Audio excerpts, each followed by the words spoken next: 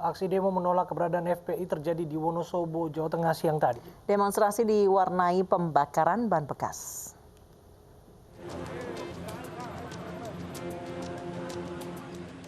Puluhan massa dari berbagai elemen yang tergabung dalam aliansi Garda Masyarakat Wonosobo Bersatu menggelar aksi menolak keberadaan FPI di Taman Plaza Kota Wonosobo, Jawa Tengah.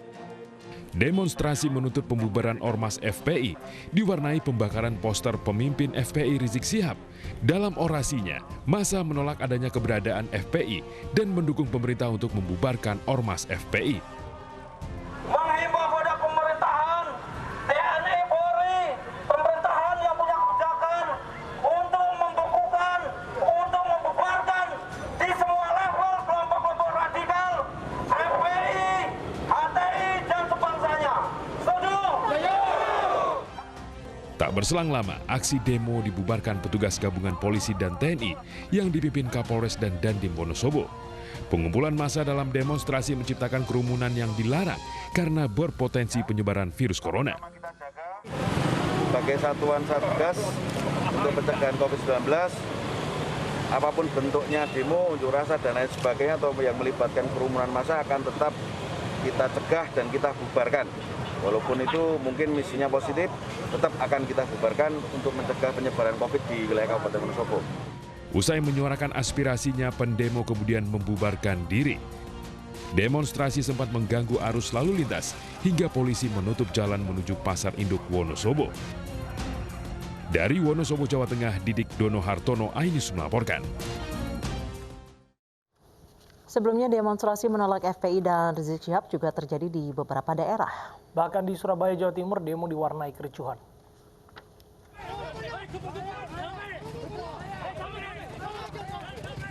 Keributan pecah ketika poster-poster yang dipasang kelompok bernama Aliansi Cinta NKRI yang menolak kedatangan Rizik Syihab di Surabaya dicopot paksa sekelompok orang yang datang secara tiba-tiba. Baku hantam antara kedua pihak menyedot perhatian warga yang melintas dan menyebabkan kemacetan. Bentrok usai setelah polisi dibantu warga melerai. Akibat bentrok ini, satu orang terluka di wajah.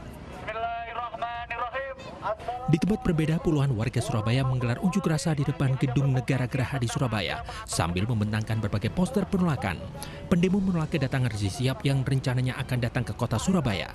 Pendemo menilai kedatangan Rizik Syihab selalu membuat kegaduhan atas kesatuan dan persatuan bangsa serta membuat kerumunan dengan jumlah skala besar yang menimbulkan klaster baru penyebaran COVID-19. Di Medan, Sumatera Utara, ratusan ibu-ibu mendatangi gedung DPRD Medan untuk menyampaikan aspirasi menolak Imam Besar FPI Rizik Syihab. Massa yang menamakan diri Forum Bhinneka Tunggal Ika ini berkumpul dan menggelar orasi di depan gedung DPRD Medan. Mereka tak ingin masyarakat kota Medan, Sumatera Utara terpecah belah akibat adanya ujaran kebencian dan terganggu toleransi umat beragama dengan kedatangan Rizik Syihab. Tim Liputan iNews melaporkan. Pangdam Jaya Majen TNI Dudung Abdurrahman kembali tegaskan pentingnya patuhi protokol kesehatan. Pangdam juga memastikan akan menindak pelanggar tanpa memandang agamanya.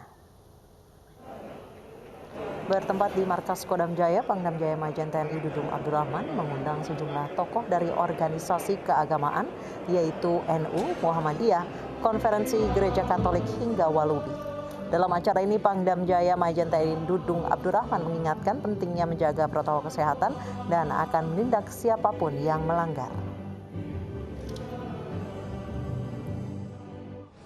Maka tak ada alasan bagi kita untuk beragama, tapi melanggar protokol kesehatan.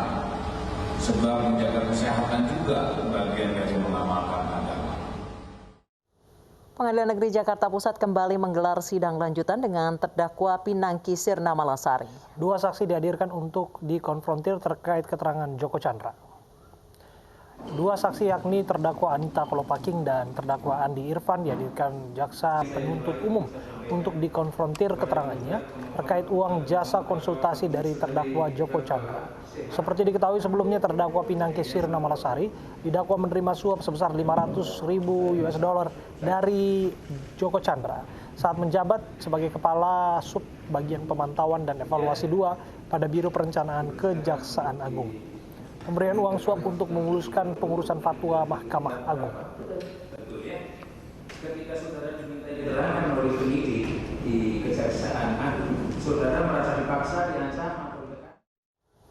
Menteri Kelautan dan Perikanan Edi Prabowo bersama sejumlah orang lainnya terjaring operasi tangkap tangan KPK dini hari tadi. Hingga sore ini Edi Prabowo masih dalam pemeriksaan intensif KPK. Menteri Kelautan dan Perikanan Edi Prabowo kini masih menjalani pemeriksaan di Gedung KPK Jakarta. Sebelumnya Edi Prabowo bersama sejumlah pejabat Kementerian Kelautan dan Perikanan ditangkap di Bandara Soekarno-Hatta Rabu dini hari tadi. Penangkapan Edi Prabowo yang dipimpin Novel Baswedan diduga terkait dugaan korupsi ekspor benih lobster atau benur.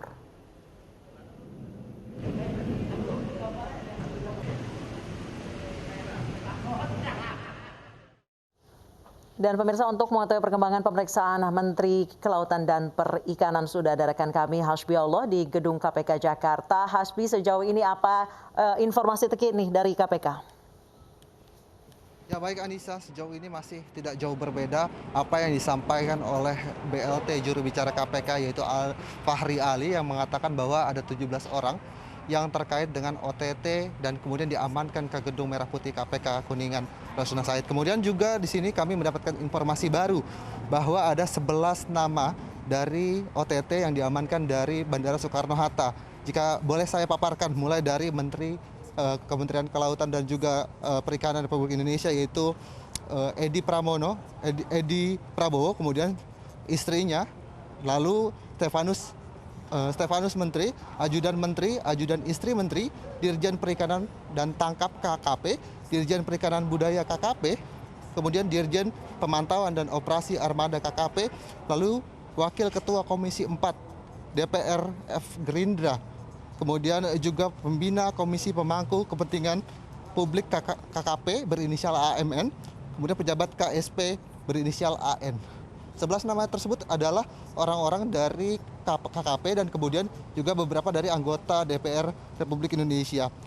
Daripada itu juga saat ini kami masih menunggu sesi press conference apakah nanti akan disampaikan langsung oleh juru bicara KPK ataupun mungkin dari pimpinan KPK itu sendiri. Dan bila ditarik dari pukul 12 siang tadi lewat 55 di mana di kediaman Widya Chandra juga sudah dilakukan pemeriksaan terhadap dokumen-dokumen yang ada hampir setengah jam mulai dari pukul 3 hingga pukul setengah 4 waktu Indonesia bagian Barat. Kemudian juga di gedung KKP juga dilakukan hal yang sama pada pukul 1 dan ada 5 orang dari penyidik KPK yang datang untuk melakukan penyidikan di kantor-kantor KKP apakah memang nantinya statusnya akan berubah dari Edi Prabowo sendiri dan juga beberapa pejabat yang dipanggil oleh KPK. Namun kami masih tentunya ingin mengupdate karena dari pagi hingga sore hari ini di gedung lantai 2 masih dilakukan pemeriksaan dan nantinya konstruksi mengenai perkara kemudian juga apa kaitannya orang-orang yang dipanggil oleh KPK, apakah ada hubungannya terkait OTT, terkait ekspor lobster ke luar negeri dan kemudian juga terkait banyak hal yang banyak monopoli pasar yang tentunya